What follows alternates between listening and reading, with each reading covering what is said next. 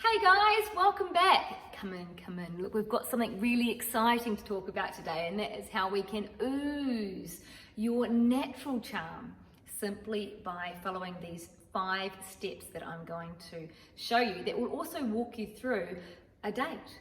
So here we go, we're going to dive right in. See you there.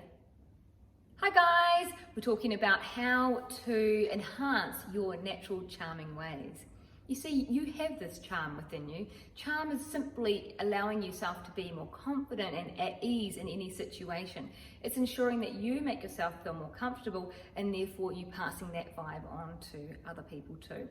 So the first thing to do when you want to develop that charm and express it outside of yourself is to set the vibe. And what this means is that you come into a room and you take the time to set the space that you want to be in. Rather than rushing in a hurry, say you're going on a date and you're going to meet somebody at a bar. If you rush into the bar and you are furiously looking around and you've got sort of a, oh God, where is she?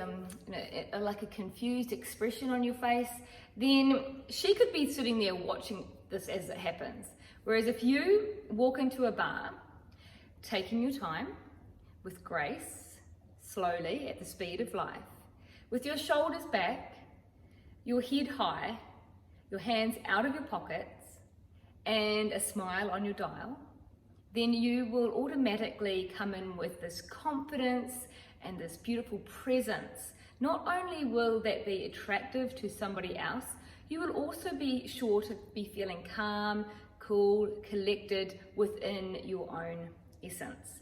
Because being in that calm, cool, collected space allows you to ooze that more relaxed vibe. Now, being relaxed also helps people around you to relax. So therefore, that's the first key to kicking off how to be more charming. Hey guys, number 2 rides off number 1 very easily, because following that confidence after you walk into a room, you want to then greet the people that you're meeting. Now, in this case, it could be just one woman. So allow yourself the time to be present with every step you take. This will mean that by the time you get to her, you can then be very mindful about how you greet her. Quite often what happens is that everybody's a little bit nervous and it's a bit uncertain, so people go in for this quick half hug or this awkward kind of greeting. Whereas if you make that part of an important aspect of the date and specifically pause, take a step forward, give her a half hug or an ear kiss or whatever is your kind of style, then you do that with a softness, with a confidence, with a slow charm. And then you can look her in the eye after and just say, hey, it's really nice to meet you. And therefore you've taken the time to allow both of you to feel more relaxed. The key here in both step 1 and 2 is to ensure that you're comfortable in that moment. So by taking your time, you can allow yourself to just get more and more feeling good within that space. Hey guys, so we've covered pace, posture and presence. Now we want to look at eye contact. When we use eye contact, it can be such a beautiful connecting tool. Now the way we use it can also be super important too, because obviously eye contact can make that connection stronger, yet it can also push people away if it's really intense. We don't want to be spooky eye contact where you're trying to give the attention to that person with absolute interest. It's just weird. What we need to do is realize that eye contact can be used for those very special aspects of your story.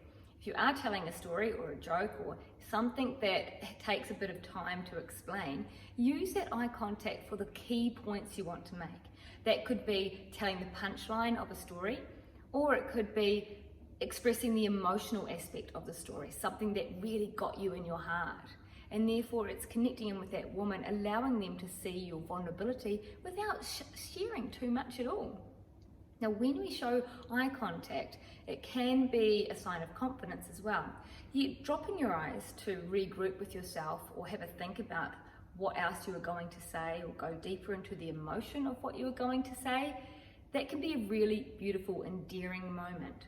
Someone who is charming is comfortable with who they are, and that means that they're comfortable with their vulnerability as well as their confidence. And dropping your eyes now and then during the story, just to really remember and come from that place of truth, is very attractive. So subtle, yet extremely powerful. Hey guys, continuing with the eye contact theme, let's talk about smiling with your eyes. This is really beautiful. This is the super charming secret aspect of how to really ooze that natural beautifulness within you. Now, I'm going to give you an example. So say I'm telling you a story. It could be about anything, okay? So if I told you a story and I didn't smile with my mouth or my eyes, and I just said that, yeah, I took my dog to the beach and she met another dog and they had a play, and yeah, that was fun. Versus, you know, I took my dog to the beach and she was playing with this other dog and she had so much fun. You can see that I light up when I'm actually remembering the emotional aspect or talking about the fun, using the memory as enthusiasm to get my point across. You can talk about so much smiling and smiling with your mouth and your eyes. You'll be surprised. Obviously, it's probably not a good idea to talk about certain topics with a smile on your face, yet just bear that in mind, that really when you actually come into the feeling by putting a smile on your face, you can have a kind of like a chicken egg scenario. If you smile first, you will naturally boost the enthusiasm within your conversation. And if you have natural enthusiasm, well, then you will automatically smile and spark on your eyes too. There you go, guys, a little cheeky one for you. Hey guys, so let's use that natural charm that you're oozing to boost conversation and improve the conversation by allowing you both to feel extra good. Now, a way you can do this is have a bit of a laugh at yourself whilst boosting up your date. A simple way you can do this would be if she's having a chat to you about her job, her line of work, or something that she does that you don't do.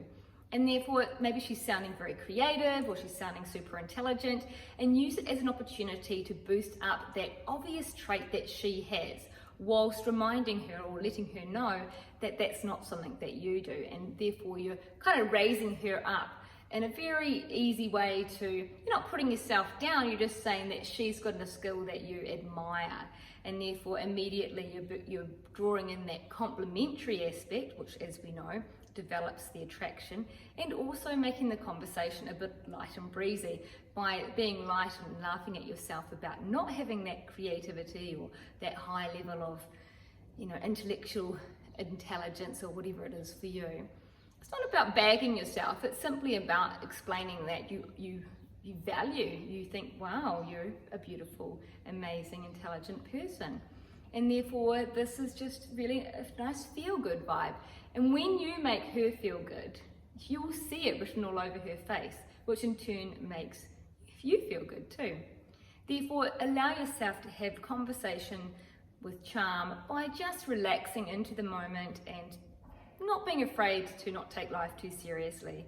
Let's not have too many intense conversations when they can actually be serious conversations with a bit of light humour as well, ensuring that the humour is on you and not them.